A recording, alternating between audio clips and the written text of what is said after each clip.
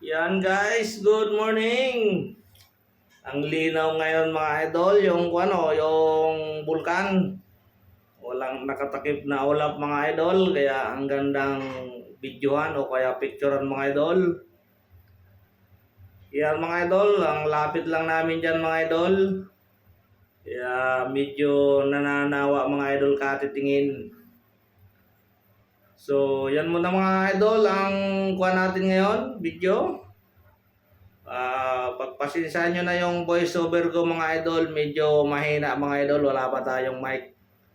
Baka naman dyan mga idol, makalambing ba naman dyan. So good morning, keep safe always. Yan mga idol yung namin, no? Yung tulay. Lapit lang yan dyan mga idol sa bulkan.